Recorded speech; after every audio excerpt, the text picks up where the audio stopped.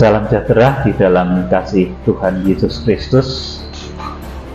Fellowship Yogyakarta 13 Agustus 2023. Saudara yang di sekitar Jogja, ini saya mohon yang sering mengikuti channel YouTube saya, silahkan datang di Wisma Immanuel Samirono Baru di lantai bawah ruang IRMC setiap jam Minggu, setiap hari Minggu jam 3 sore sampai dengan selesai.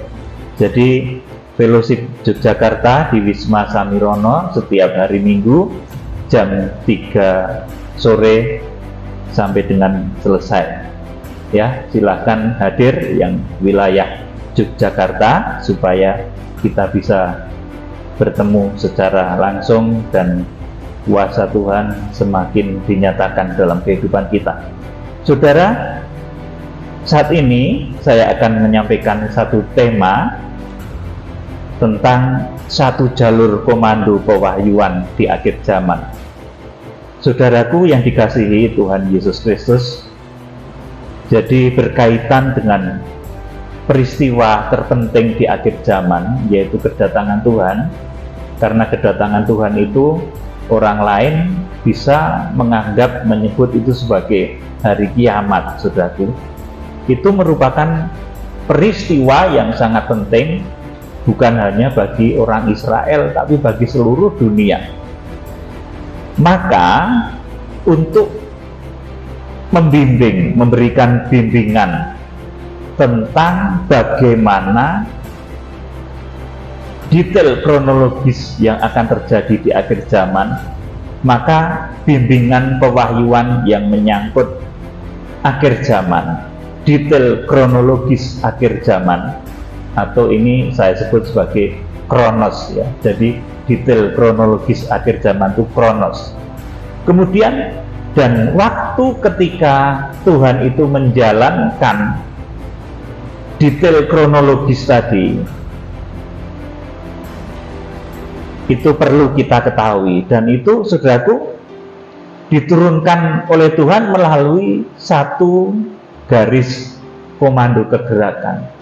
Jadi setiap hamba Tuhan yang akan dipakai oleh Tuhan di akhir zaman di dalam kegerakan kitab Wahyu, mereka itu akan berada di dalam genggam tangan Tuhan Yesus. Artinya visinya sama, saudaraku. Jangan sampai nanti yang dari Amerika berkata bulan depan itu Rachel, yang dari Cina berkata lagi, oh itu masih tahun depannya. Saudaraku, hamba Tuhan yang betul-betul dipakai di dalam pewahyuan akhir zaman, saudaraku, nanti akan kompak berada di dalam genggam tangan Tuhan Yesus Kristus, seperti digambarkan dalam kitab Wahyu pasal 1 ayat 16. Tuhan akan memakai hamba-hamba yang mau digenggam di dalam satu kesatuan genggaman tangan Tuhan Yesus Kristus. Saudaraku, jadi ketika kita belajar mengenai detail kronologis tentang kitab Wahyu, tentang kronos, maupun nanti ketika kita menjalankan detail kronologis itu oleh seizin Tuhan, itu butuh bimbingan di dalam kita melaksanakan apa yang tertulis di dalam kitab Wahyu itu, saudaraku. Dan ini harus kompak, membutuhkan hamba-hamba Tuhan yang ada di dalam genggam tangan Tuhan Yesus. Artinya yang betul-betul dipakai, jangan buat sendiri-sendiri, saudaraku.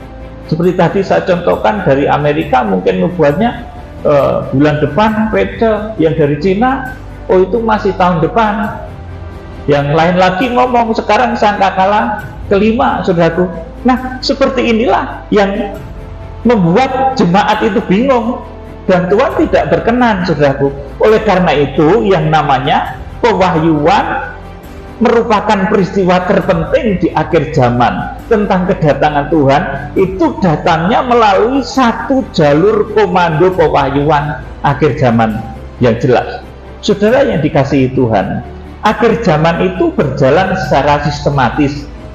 Kemudian ada detail kronologinya. Saudaraku, ini yang berulang saya sebut sebagai kronos. Dan pelaksanaan dari detail kronologis yang sudah saya sampaikan, dan saya menyampaikan berdasar ucapan Tuhan Yesus di Matius pasal 24 dan Matius pasal 25, itu Tuhan ngomong secara gamblang, detail kronologisnya seperti apa, kemudian dijelaskan di dalam kitab Wahyu. Saudara, dan pelajaran itu kemudian saya sampaikan kepada saudara melalui detail kronologis. Nah, ketika detail kronologis kitab Wahyu 7 tahun terakhir itu nanti digenapi, saudara yang dikasih Tuhan, saudara perlu berada di dalam satu garis pewahyuan yang jelas. Saudaraku, jadi kronologi yang akan kita jalani, kemudian kalau Tuhan sudah menetapkan waktunya itu nanti menjadi kairos, saudaraku. Artinya kalau kitab Wahyu itu digenapi, 7 tahun itu sudah digenapi, itu menjadi kairosnya Tuhan.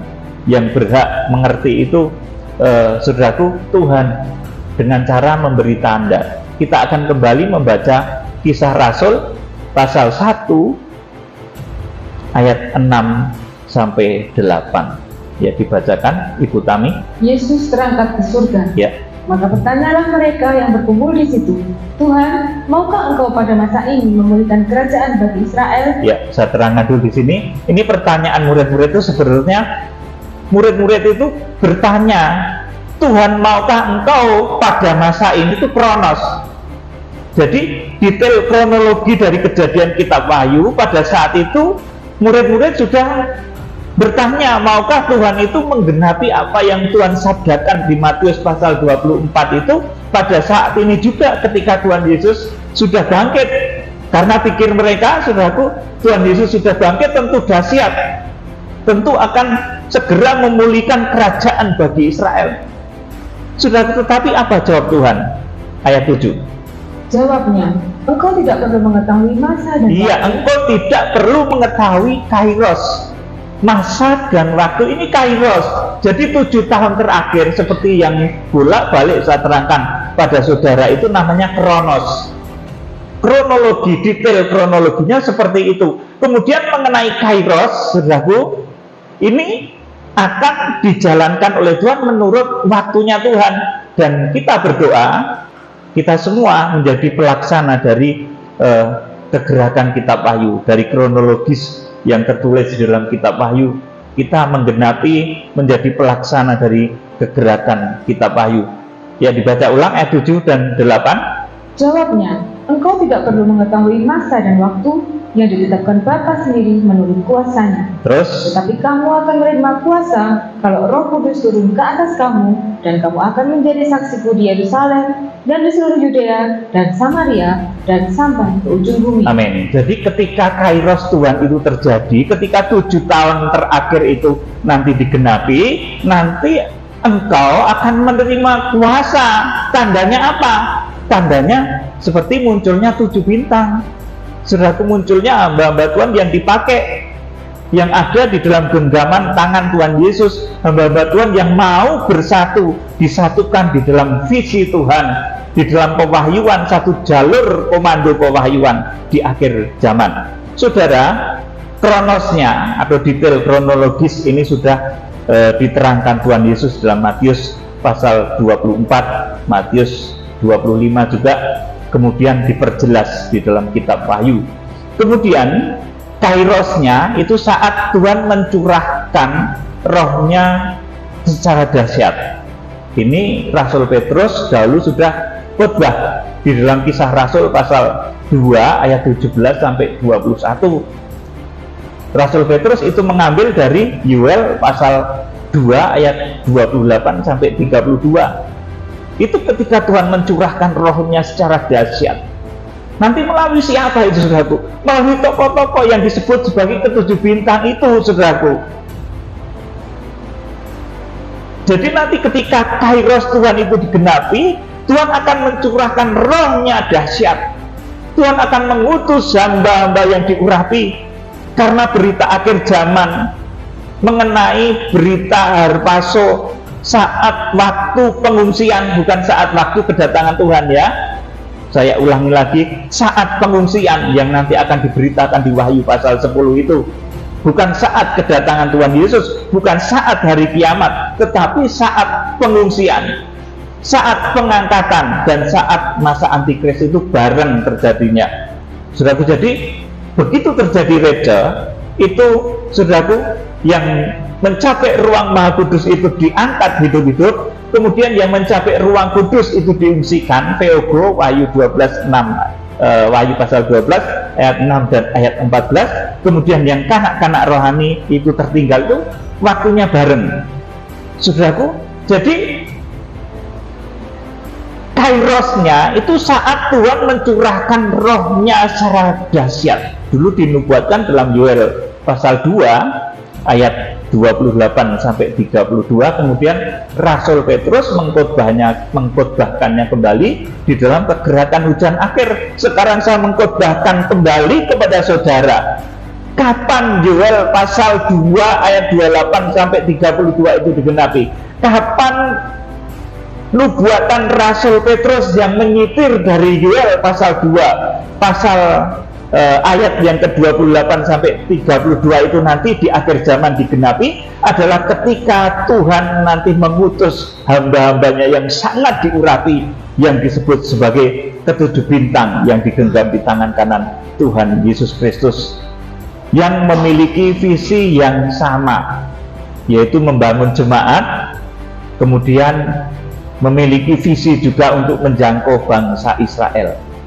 Saudaraku, jadi Yoel pasal 2 ayat 28 sampai 32 kemudian dibaca ulang oleh Rasul Petrus dalam Kisah Rasul pasal 2 ayat 17 sampai 21, tanda kedatangan Tuhan.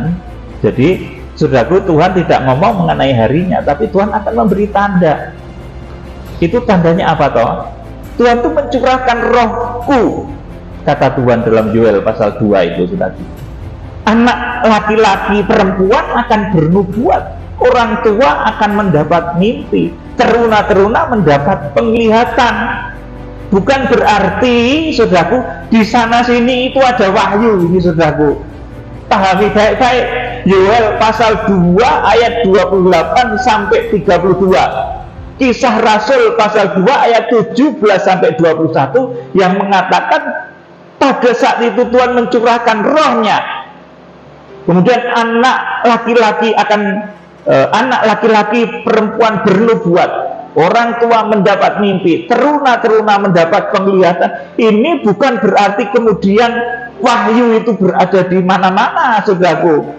Tetapi baik nubuat, baik mimpi, baik penglihatan, saudaraku, nubuat yang diperoleh anak laki-laki, kemudian mimpi yang diperoleh oleh orang-orang tua, kemudian penglihatan yang diperoleh oleh teruna-teruna, itu bukan berarti di sana sini ada wahyu.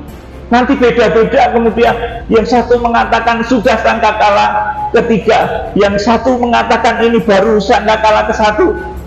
Saudaraku, yang lain bahkan sudah mengatakan sebentar lagi ini reja, saudaraku. Tuhan itu kerjanya tidak seperti itu, tetapi melalui satu jalur komando yang tegas, saudaraku. Jadi ketika Tuhan mencurahkan rohnya, kemudian anak laki-laki dari jemaat-jemaat Tuhan bernubuat, orang-orang tua mendapat mimpi, teruna-teruna mendapat penglihatan, itu bukan berarti di sana sini itu ada wahyu. Namun baik nubuat, mimpi, penglihatan itu mengarah kepada petunjuk bintang. Jadi arahnya itu sama. Saudaraku, sekalipun mereka dapat mimpi, mereka dapat nubuat, mereka dapat penglihatan, tetapi arahnya sama, yaitu munculnya 7 bintang yang ditulis Tuhan di dalam Wahyu pasal 1 ayat yang ke-16. Munculnya 7 bintang, munculnya rembulan yang merah darah. Itu nanti kalau saudara membaca di dalam ayat-ayat selanjutnya dalam Yoel pasal 2 itu rembulan menjadi darah dan tanda dari matahari, munculnya malaikat sang surya. Jadi kalau mereka itu mendapat, saudaraku, dikatakan orang tua mendapat mimpi, anak laki-laki perempuan bisa bernubuat, teruna-teruna mendapat penglihatan, itu bukan berarti kemudian di sana sini wahyu sendiri-sendiri, tetapi wahyu yang mengarah kepada satu tujuan, kepada satu, saudaraku, garis komando pewahyuan. Garis komando pewahyuan itu kalau dahulu orang Majus menerima sebagai itu berita dari bintang, saudaraku. Jadi luar biasa.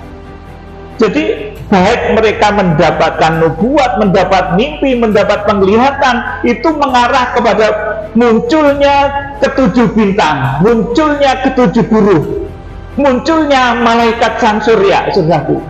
Ini pewahyuan di akhir zaman yang benar, saudaraku. Saudara yang dikasihi Tuhan, kedatangan Tuhan, saudara kalau menyingkap kitab Wahyu deh, saudaraku, saya persilahkan. Saudara tanpa menyingkap Wahyu pasal 1 ayat 16, saudara tanpa mengerti rahasia ketujuh bintang itu, sampai Tuhan sendiri itu ngomong, ini rahasia ketujuh bintang itu siapa? Ketujuh bintang itu ialah malaikat ketujuh jemaat, dan ketujuh kaki Dian itu ialah ketujuh jemaat. Ini rahasia, saudaraku. Jadi kalau kedatangan Tuhan atau kiamat, orang lain katakan, itu sesuatu yang besar dan sangat penting, maka Tuhan akan mempercayakan kepada hamba yang dipercaya. Tentunya tidak sembarangan orang kemudian di mana-mana ada wahyu, seperti kejadian pada zaman Nuh. Itu juga cuma Nuh yang diberitahu, saudaraku, karena itu hal penting. Kalau sudah membaca Kejadian pasal 7 ayat 1, coba kita akan baca. Ini pewahyuan di zaman Nuh, ketika Tuhan hendak mengadakan banjir besar, saudaraku, ada bencana besar untuk seluruh bumi, saudaraku. Maka pada saat itu yang diberitahu itu Nuh, saudaraku, bukan orang lain. Nggak ada orang Cina diberitahu waktu itu, saudaraku. Nuh, saudaraku. Nggak ada orang di benua Amerika diberitahu. No. Kita akan baca Kejadian pasal 7 ayat 1. Air bah. Ya. Lalu berfirmanlah Tuhan kepada Nuh, masuklah ke dalam bahtera itu, engkau dan seisi rumahmu, sebab engkaulah yang kulihat benar di hadapanku di antara orang zaman ini. Amin. Saudaraku, jadi kepada Nuh, ketika Tuhan memberitahu wahyu tentang datangnya air bah, demikian pula mengenai akhir zaman, itu melalui satu garis komando yang jelas. Nanti yang akan diberitakan di akhir zaman itu bukan hari kedatangan Tuhan Yesus, bukan hari kiamat, sudah, tetapi Wahyu pasal 10 itu nanti yang diberitakan adalah hari harpaso, saat orang-orang itu disempurnakan oleh pekerjaan ketujuh bintang itu, kemudian diangkat hidup-hidup. Kemudian yang tidak bisa mencapai tingkat itu akan diungsikan di Wahyu pasal 12 ayat yang ke-6. Kemudian yang kanak-kanak rohani akan tertinggal di masa antikris, yang diberitahukan oleh malaikat yang berwajah matahari maupun ketujuh huruf. Itu adalah saat pengungsian. Jadi Tuhan itu nggak pernah mencela-mencele di dalam berfirman, saudaraku. Tuhan nggak mau ngomong tentang harinya. Ketika Tuhan masih hidup dalam darah daging, ditanya kapan Tuhan mau datang, nggak mau jawab, saudaraku. Ketika Tuhan sudah bangkit, harusnya dia ngerti sudah, karena dia sudah menang, dia sudah memegang segala kunci maut, kerajaan maut. Dia ngerti, tapi dia nggak mau kasih tahu. Cuma dia bilang, tapi engkau akan menerima kuasa. Kapan engkau menerima kuasa, saudaraku? Ketika nanti 7 buruh itu diutus, saudaraku, nanti akan terjadi kegerakan luar biasa di akhir zaman. Saudara, ini tanda. Saudara yang dikasihi Tuhan, jadi dalam kitab Kejadian itu juga cuma Nuh melalui komando yang jelas, satu garis komando yang jelas. Ini karena berita penting, saudaraku. Kemudian untuk jalur keselamatan pada zaman Musa, itu yang diberitahu juga hanya Musa. Saudaraku, kita akan membaca kitab Keluaran pasal 24 ayat 12 sampai 18. Ini jalur pewahyuan di zaman Musa. Keluaran pasal 24 ayat 12 sampai 18. Tuhan berfirman kepada Musa, "Naiklah menghadap aku ke atas gunung dan tinggallah di sana, maka aku akan memberikan kepadamu loh batu, yaitu hukum dan perintah yang telah kutuliskan untuk diajarkan kepada mereka." Amin. Saya terangkan dulu. Jadi yang dipanggil naik ke atas gunung itu enggak semua bangsa Israel. Saudaraku, tidak semua tua-tua, tetapi cuma Musa sendiri. Saudara, dilanjutkan. Lalu bangunlah Musa dengan Yosua abinya, maka naiklah Musa ke atas gunung Allah itu.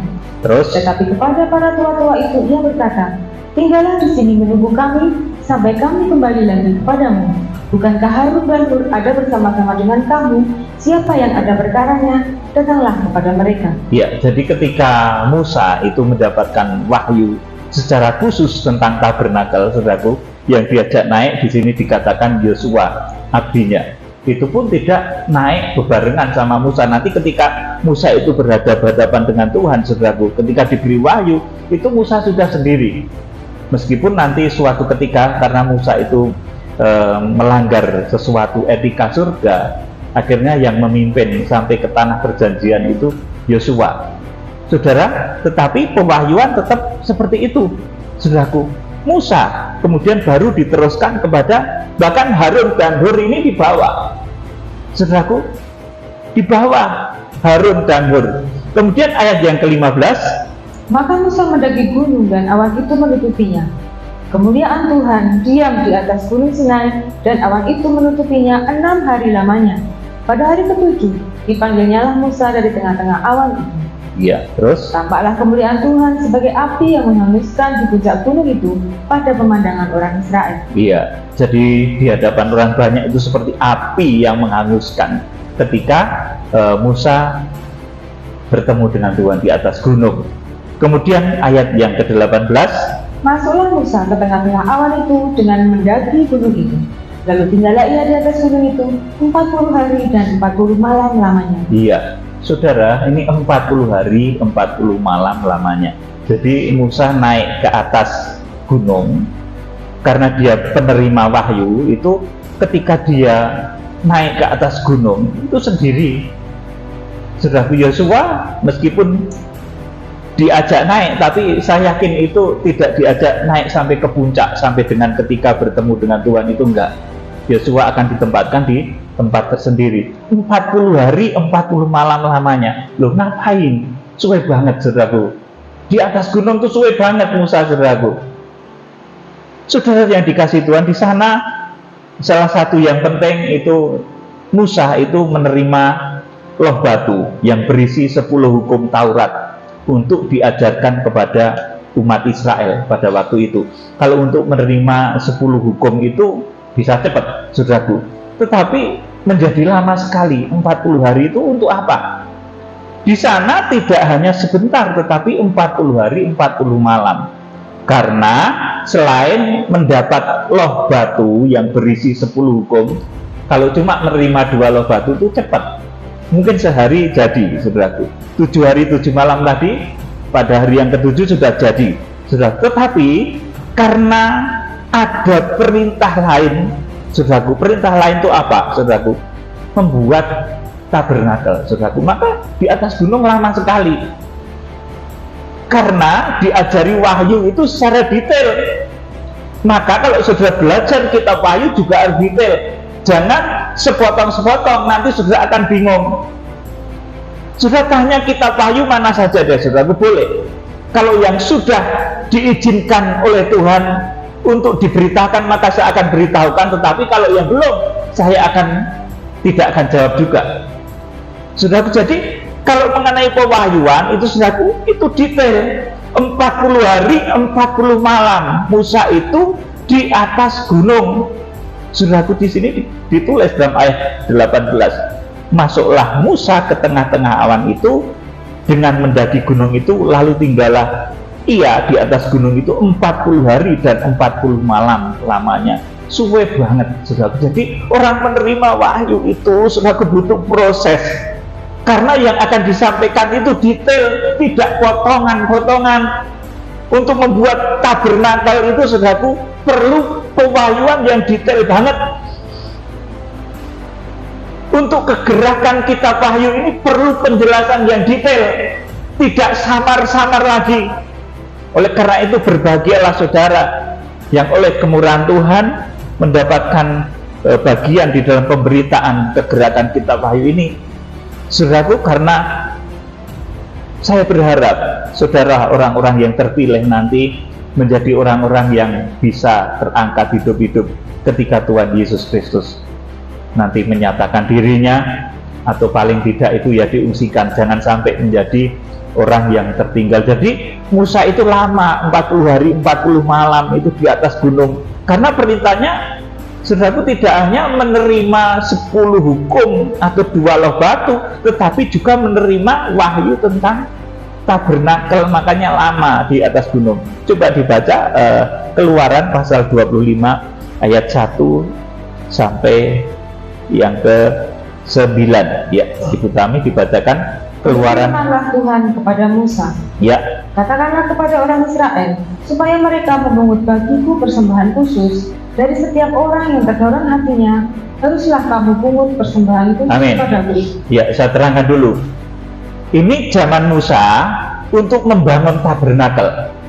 Itu Tuhan menyuruh Musa itu supaya orang Israel itu, saudaraku, katakanlah kepada orang Israel supaya mereka memungut bagiku persembahan khusus dari setiap orang yang terdorong hatinya. Untuk kegerakan kitab wahyu pun demikian, saudaraku. Saya nggak pernah maksa-maksa orang, bantuin aku ini, wah bebanku ini berat banget, lagi bikin gubuk sekretariat kecil misalkan seperti itu. Saya, saudaraku, tidak terlalu berteriak-teriak, saudaraku, tetapi saudaraku, menurut orang yang terdorong hatinya, haruslah kamu pungut persembahan khusus kepadaku. Untuk kegerakan kitab wahyu itu demikian juga, saudaraku. Orang yang tergerak hatinya, terdorong hatinya untuk menopang, maka dia akan dipakai oleh Tuhan secara luar biasa. Seperti ketika, saudaraku, bangsa Israel itu membuat tabernakel. Kemudian ayat yang ketiga, inilah persembahan khusus yang harus kamu pungut dari mereka: terus emas, perak, tembaga, kain ungu tua, kain ungu muda, kain kirmisi, lanan halus, bulu kambing, kulit domba jantan yang diwarnai merah, kulit lumba-lumba dan kayu penaga, minyak untuk lampu, rempah-rempah untuk minyak urapan, dan untuk ukupan dari wangi-wangian, permata krisopras, dan permata tatahan untuk baju efod dan untuk tutup dada. Terus, dan mereka harus membuat tempat kudus bagiku. Iya, mereka harus membuat tempat kudus bagiku, supaya aku akan diam di tengah-tengah mereka, menurut segala apa yang kutunjukkan kepadamu sebagai contoh kemah suci dan sebagai contoh segala perabotannya. Demikianlah harus kamu membuatnya. Iya, jadi selama 40 hari 40 malam itu Tuhan itu memberikan pelajaran kepada Musa tentang membikin tabernakel, dan untuk membikin tabernakel itu butuh biaya, saudaraku. Kemudian Tuhan menyuruh supaya bangsa Israel itu menurut dorongan hatinya, saudaraku. Ini orang yang terpilih itu orang yang hatinya terdorong, saudaraku, oleh gerakan Roh Kudus. Jadi, saudaraku, selama 40 hari 40 malam itu Musa mendapat petunjuk secara detail bagaimana membuat tabernakel. Saudara, bagaimana saudara melangkah menapaki 7 tahun terakhir di dalam kegerakan kitab wahyu? Bagaimana kita menjalankan kegerakan kitab wahyu itu butuh biaya juga, saudara. Maka saudara yang terdorong oleh gerakan Roh Kudus, saudaraku, ini pekerjaan pewahyuan di akhir zaman, saudaraku. Ketika saya berdoa, saya itu kalau berdoa memang menyendiri, saudaraku. Naik gunung juga, saudaraku, menangis kadang di atas gunung itu sendirian saya. Saudaraku, Tuhan berikan banyak pengertian, termasuk di dalamnya itu mengenai cara-cara di dalam melakukan kegerakan kitab Wahyu ini, saudaraku. Di akhir zaman, perihal akhir zaman dan bait Allah rohani ini juga akan diberikan Tuhan melalui satu pewahyuan khusus, saudaraku. Akhir zaman itu penting, saudaraku. Penting loh, saudaraku, bagi seluruh dunia, bahkan tidak hanya bagi bangsa Israel. Akhir zaman itu sesuatu yang penting. Ini adalah satu pemberitaan yang penting. Maka detail kronologis maupun bangunan rohaninya juga itu nanti akan dikerjakan dan dijalankan melalui satu jalur pewahyuan. Kalau ada orang bernubuat, mendapat mimpi, saudaraku, seperti tadi dalam Yoel pasal 2 tadi, saudaraku, itu mimpi-mimpi itu akan mengarah kepada munculnya bintang-bintang di akhir zaman, kepada kegerakan kitab Wahyu. Kalau ada mimpi lain, saudaraku, ya malah patut kita waspadai. Nanti kalau tidak digenapi malah malu sendiri, saudaraku. Oleh karena itu pewahyuan itu harus jelas, saudaraku. Jadi akhir zaman itu adalah berita yang penting. Maka detail kronologis maupun bangunan rohaninya juga itu disalurkan melalui satu jalur pewahyuan. Saudaraku, kenapa berita akhir zaman itu bukan dari bangsa Israel? Saudara mungkin tanya, ya, wah, Israel kan bangsa pilihan Tuhan, tetapi kenapa berita akhir zaman kok malah dari Indonesia? Saudara, kita itu menggenapi firman Tuhan. Karena Israel itu sendiri menolak Tuhan Yesus, dan yang akan datang di akhir zaman itu Tuhan Yesus. Itulah sebabnya berita akhir zaman, detail kronologis akhir zaman itu munculnya bukan dari bangsa Israel. Saudaraku, Roma pasal 11 ayat 25 sampai 31, ketika nanti kita membawa Injil itu kembali kepada bangsa Israel, saudaraku, petunjuknya adalah melalui gulungan kitab kecil yang terbuka. Kalau di dalam kitab Wahyu pasal 10, kalau zaman Musa itu ibarat dua loh batu, saudaraku. Wahyu pasal 10 ayat 1 sampai 7. Dan bangunan rohaninya adalah tubuh Kristus. Saudaraku, bangunan rohaninya tubuh Kristus.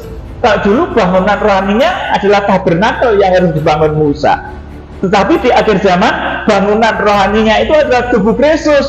Dan untuk membentuk itu butuh sumber dana, sumber daya yang kuat. Nah, melalui hamba-hamba yang disebut sebagai hamba-hamba yang diurapi 7 bintang dan jemaat-jemaat di seluruh penjuru bumi yang disebut 7 kaki dian emas. Saudaraku, ini bangunan rohaninya, saudaraku. Jadi bangunan rohaninya itu adalah tubuh Kristus. Kalau dulu tabernakel, dan ketika membangun tabernakel itu, saudaraku, Tuhan menyuruh Musa supaya mengatakan kepada bangsa Israel untuk mengumpulkan persembahan khusus dari setiap orang yang hatinya terdorong. Nek orang terdorong ya rasa, tapi kalau terdorong, engkau adalah orang pilihan Tuhan yang luar biasa, dipakai oleh Tuhan di akhir zaman, saudaraku. Jadi, saudaraku, di akhir zaman itu petunjuknya adalah melalui gulungan kitab kecil yang terbuka. Wahyu pasal 10 ayat 1 sampai 7, dan bangunan rohaninya adalah tubuh Kristus. Kalau dahulu, saudaraku, ini zaman Musa itu 2 loh batu, saudaraku, hukumnya. Kemudian bangunan yang dibentuk itu adalah tabernakel. Kalau sekarang petunjuknya itu gulungan kitab yang terbuka.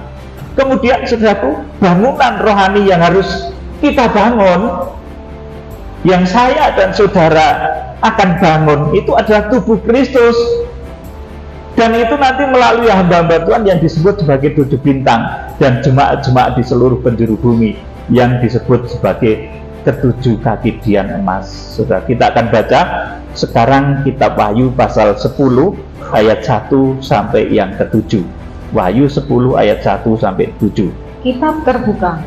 Dan aku melihat seorang malaikat lain yang kuat turun dari surga, berselubungkan awan, dan pelangi ada di atas kepalanya. Sampai di sini dulu. Nah, ini seperti Musa. Musa di atas gunung, saudaraku, diliputi awan, saudaraku. Kemudian di sana mendapatkan pewahyuan dan lain sebagainya. Nah, ini kisahnya seperti Musa. Terus dilanjutkan. Dan pelangi ada di atas kepalanya, dan mukanya sama seperti matahari, dan kakinya bagaikan tiang api. Ayat 2. Dalam tangannya, ia memegang sebuah gulungan kitab kecil yang terbuka. Ia menginjakkan kaki kanannya di atas laut, dan kaki kirinya di atas bumi, dan ia berseru dengan suara nyaring sama seperti singa yang mengaum. Dan sesudah ia berseru, ketujuh guru itu memperdengarkan suaranya. Sampai sini saya terangkan dulu. Dalam tangannya ia memegang sebuah gulungan kitab kecil. Ini kalau dulu ini 2 loh batunya. Kalau sekarang ini detail kronologis dari apa-apa yang terjadi di akhir zaman. Dibeberkan dan menjadi terbuka di tangan malaikat ini. Saudaraku, kemudian yang menjadi bangunan rohaninya kalau dulu tabernakel, kalau sekarang adalah tubuh Kristus. Saudaraku, kemudian di sini dikatakan ia menginjakkan kaki kanannya di atas laut dan kaki kirinya di atas bumi. Itu apa toh, saudaraku? Ini saya sampaikan berulang-ulang ya, saudaraku. Kaki kanan di atas laut, laut itu tempat munculnya antikris, dan kaki kiri itu di atas bumi, di atas bumi. Bumi itu tempat munculnya nabi palsu. Wahyu pasal yang ke-13 ya, saudaraku. Jadi selama tokoh ini memimpin kegerakan, maka antikris dan nabi palsu tidak akan muncul. Ini arti pertama. Kemudian arti kedua apa? Ini tokoh yang kuat. Artinya apa, saudaraku? Pendiriannya, pelayanannya kuat, karena tidak hanya berdiri pada satu kaki. Dia tidak mudah tergantung kepada seseorang, karena kuat, karena dibela oleh Tuhan. Dilanjutkan ayat yang ke-4. Dan sesudah ketujuh guru itu selesai berbicara, aku mau menuliskannya, tetapi aku mendengar suatu suara dari surga berkata, mentarikanlah apa yang dikatakan oleh ketujuh guru itu, dan janganlah engkau menuliskannya. 5. Dan malaikat yang kulihat berdiri di atas laut dan di atas bumi, mengangkat tangan kanannya ke langit, dan ia bersumpah demi Dia yang hidup sampai selama-lamanya, yang telah menciptakan langit dan segala isinya, dan bumi dan segala isinya, dan laut dan segala isinya. Katanya, tidak akan ada penundaan lagi. Amin. Saya terangkan. Jadi isi dari suara yang dimeteraikan oleh Rasul Yohanes itu, suaranya itu sebetulnya tersirat di dalam Wahyu pasal 10 ayat yang ke-6 ini. Sudah tidak ada penundaan lagi. Artinya apa? Segera akan terjadi pengangkatan, segera akan terjadi pengungsian, harpazo, pengungsian, theogo, maksud saya keliru, maaf. Akan segera terjadi pengangkatan atau harpazo atau reja, kemudian akan segera terjadi pengungsian, dan akan segera terjadi masa antikris. Tidak akan ada penundaan lagi. Ini rahasia termeterai yang didengar oleh Rasul Yohanes. Itu tentang hari, tanggal, bulan, tahun, tentang pengangkatan, pengungsian, bukan tentang tahun kedatangannya. Ayat yang ke-7. Tetapi pada waktu bunyi sangkakala dari malaikat yang ke-7, yaitu apabila ia meniup sangkakalanya, maka akan genaplah keputusan rahasia Allah seperti yang telah ia beritakan kepada hamba-hambanya, yaitu para nabi. Amin. Jadi saudaraku, kalau zaman Musa dahulu itu Musa naik ke atas gunung, kemudian mendapatkan 2 loh batu, kemudian dia disuruh membuat tabernakel, bangunan untuk keselamatan pada saat itu. Saudaraku, di akhir zaman, saudaraku, maka ada gulungan kitab yang terbuka di tangan malaikat itu, saudaraku, di tangan malaikat sang surya itu, saudara. Kemudian ada bangunan yang harus dibangun. Itu apa? Tubuh Kristus, saudaraku. Dan untuk membangun tubuh Kristus ke dalam satu visi, di dalam satu garis komando pewahyuan, itu perlu sarana, perlu sumber daya, perlu sumber dana. Dari mana itu semua? Itu dari mezbah. Kalau zaman Musa tadi, dari setiap orang yang terdorong hatinya. Jadi saudaraku, kalau kita kemudian adalah ini dari mezbah, dari kekuatan anak domba yang disembelih, Tuhan Yesus Kristus lewat pengorbanannya, maka dia memiliki 7 perkara. Dan karena pengorbanannya pula kita diberi 7 perkara di akhir zaman. Saudara, kita akan membaca Wahyu pasal 5 ayat 11 sampai 14 ya, dibacakan. Wahyu 5, 11 sampai 14. Maka aku melihat dan mendengar suara banyak malaikat sekeliling tahta, makhluk-makhluk dan tua-tua itu. Jumlah mereka berlasa-lasa dan beribu-ribu lasa, katanya dengan suara nyaring. Terus, anak domba yang disembelih itu layak untuk menerima kuasa dan kekayaan dan hikmat dan kekuatan dan hormat dan kemuliaan dan puji-pujian. Amin. Saya terangkan. Jadi ini untuk membangun tubuh Kristus. Anak domba itu diperlengkapi dengan 7 perkara dahsyat, dan itu diberikan kepada kita, saudaraku. Kuasa, kekayaan, hikmat, kekuatan, hormat, dan kemuliaan dan puji-pujian. 7 perkara itu sudah diberikan kepada Tuhan Yesus Kristus. Kalau dahulu, ya persembahannya macam-macam ya, saudaraku. Tadi ada emas, perak, kemudian kain lenan dan lain sebagainya. Di dalam ketika Musa setelah dari atas gunung tadi, dia disuruh memungut persembahan itu dari orang-orang yang tergerak hatinya. Di akhir zaman, saudara, untuk membangun tubuh Kristus, maka kita akan diperlengkapi dengan 7 perkara, yaitu kuasa, kekayaan, hikmat, dan kekuatan, hormat, kemuliaan, dan puji-pujian. Ayat 13 dan 14 ini ada beda sedikit. Yuk, dibacakan. Dan aku mendengar semua makhluk yang di surga, dan yang di bumi, dan yang di bawah bumi, dan yang di laut, dan semua yang ada di dalamnya berkata, bagi dia yang duduk di atas tahta, dan bagi anak domba, adalah puji-pujian, dan hormat, dan kemuliaan, dan kuasa, sampai selama-lamanya. Dan keempat makhluk itu berkata, amin. Dan tua-tua itu jatuh tersungkur dan menyembah. Amin. Jadi kalau sudah perhatikan ayat 11 dan 12, ini nanti orang-orang yang berhasil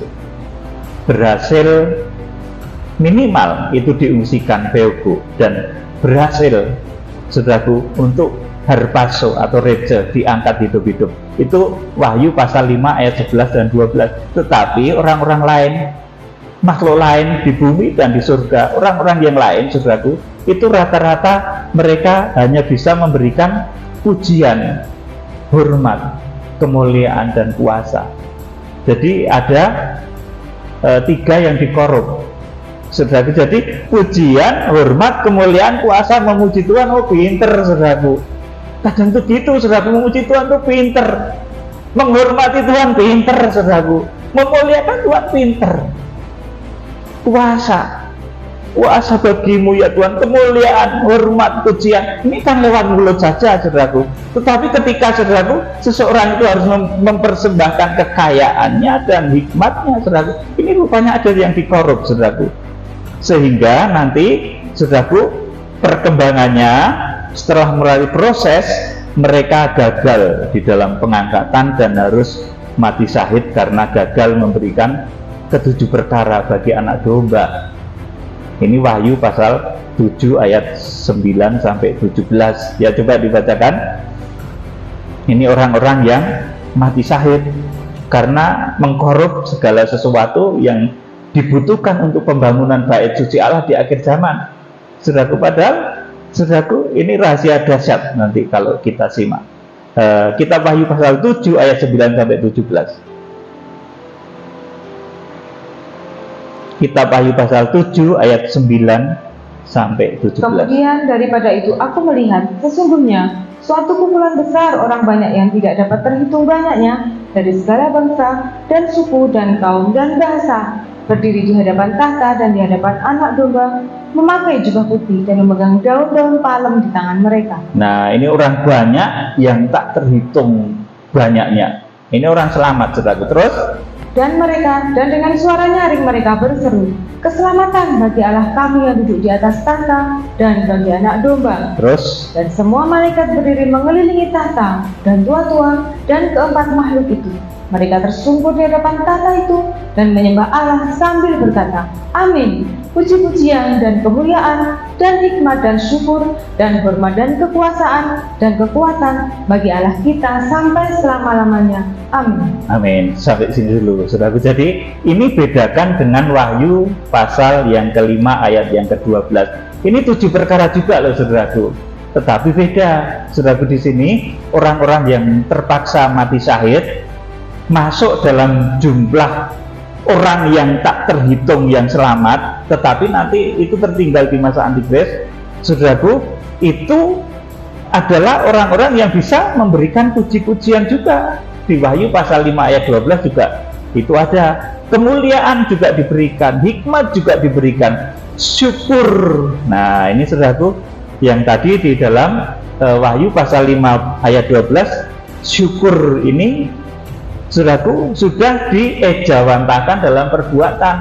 Mereka bisa mengejawantahkan rasa syukurnya itu dengan mempersembahkan kekayaan. Di Wahyu pasal 7 ayat 12 ini tidak ada kekayaan, saudaraku. Nah, sedikit saja tahu, saudaraku, ini perbedaan antara orang yang nanti akan terangkat harpaso atau minimal diungsikan, dan orang-orang yang terpaksa mati syahid. Itu karena mereka berat dengan dunia, saudaraku, terlalu berat dengan dunia. Mereka bisa memberikan 7 perkara juga, saudaraku, tetapi diganti kekayaan tadi dengan ucapan syukur saja, saudaraku. Ya bersyukur, saudaraku, tetapi tidak bisa mempersembahkan kekayaan. Sedangkan Wahyu 5 ayat 12 itu orang-orang yang berhasil nanti itu diangkat ataupun minimal diungsikan, itu mereka mengejawantahkan syukurnya itu dalam perbuatan. Makanya kalau orang Jawa itu ada istilah syukuran, itu artinya mengejawantahkan ucapan syukurnya itu tidak hanya dalam kata-kata, tapi dalam perbuatan, memberi kepada tetangga. Oh, kami lagi syukuran, saudaraku. Nah, saudaraku, orang di dalam kitab Wahyu yang berhasil nanti diangkat hidup-hidup itu orang yang bisa mengejawantahkan syukurnya itu di dalam persembahan kekayaan, dan ini susah, saudaraku, betul-betul susah. Ayat 13. Dan seorang dari antara tua-tua itu berkata kepadaku, siapakah mereka yang memakai jubah putih itu, dan dari manakah mereka datang? Maka kataku kepadanya, Tuanku, Tuhan mengetahuinya. Lalu ia berkata kepadaku, mereka ini adalah orang-orang yang keluar dari kesusahan yang besar, dan mereka telah mencuci jubah mereka dan membuatnya putih di dalam darah anak domba. Amin. Saudaraku, jadi mereka adalah orang yang keluar dari kesusahan besar ini masa Antikris dan sudah mencuci, ya, di sini dikatakan mencuci jubah mereka dan membuatnya putih di dalam darah anak domba. Saudara, jadi kalau di zaman Musa tadi saya menerangkan mengenai Musa mendapat pewahyuan secara khusus tentang hukum yang harus diterima oleh bangsa Israel, itu 10 hukum Taurat. Kemudian untuk menjalankan itu, kemudian Musa juga diperintah membangun tabernakel. Nah, di akhir zaman, malaikat yang berwajah matahari itu juga mendapatkan satu pewahyuan khusus mengenai detail kronologis apa-apa yang terjadi di akhir zaman. Bahkan nanti saat hari harpaso itu dinyatakan, saudaraku, bukan saat kedatangan Tuhan, ya, bukan hari kiamatnya, tapi saat hari harpaso itu terjadi, saat hari pengungsian itu terjadi, saat masa Antikris itu terjadi, yang dikatakan oleh malaikat yang berwajah matahari tadi, sudah tidak ada penundaan lagi. Wahyu pasal 10 tadi, saudaraku, kalau malaikat yang berwajah matahari itu dia mendapatkan gulungan kitab yang terbuka. Ini detail kronologis dari kitab Wahyu, berjalannya kitab Wahyu. Kemudian bangunan yang harus dibangun itu adalah tubuh Kristus, dan mereka, tubuh Kristus, jemaat-jemaat Tuhan ini terdiri dari jemaat bangsa Israel maupun bangsa non-Israel, harus bersatu. Jadi sebelum terjadi Wahyu pasal 10 ini, bangsa Israel dan bangsa non-Israel yang percaya Tuhan Yesus harus bersatu dahulu. Saudaraku, itu nanti terjadinya di Wahyu pasal yang ke-8. Saudaraku, nanti Itu akan kita bahas di dalam sesi-sesi yang lebih lanjut. Kiranya Tuhan Yesus Kristus memberkati dengan roh hikmat. Jadi pewahyuan itu intinya berada di dalam satu jalur, ya, yang saya sebut sebagai jalur komando surgawi, bukan komando untuk perang ini loh saudaraku. Satu jalur komando pewahyuan akhir zaman. Jadi kalau orang mendapatkan mimpi, kalau orang mendapatkan penglihatan, kalau orang mendapatkan visi, itu arahnya kepada 7 bintang, arahnya kepada munculnya malaikat yang berwajah matahari di Wahyu pasal 10. Seperti yang tertulis dalam kitab Nabi Yoel, kalau mereka mendapatkan penglihatan, mendapatkan mimpi, dan lain-lainnya, itu di belakangnya saudara baca, nanti akan melihat pada waktu itu rembulan akan menjadi merah seperti darah dan matahari menjadi gelap. Saudaraku, arahnya itu ke sana supaya melihat berita dari bintang, dari rembulan, dan dari matahari.